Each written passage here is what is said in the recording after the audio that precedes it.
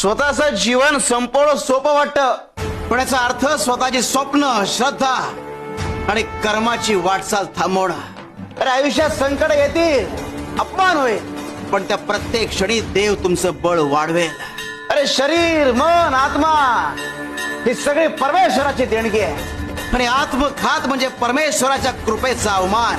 जिथे संकट सहन करण्याची ताकद आहे तिथे विजय देखील आहे.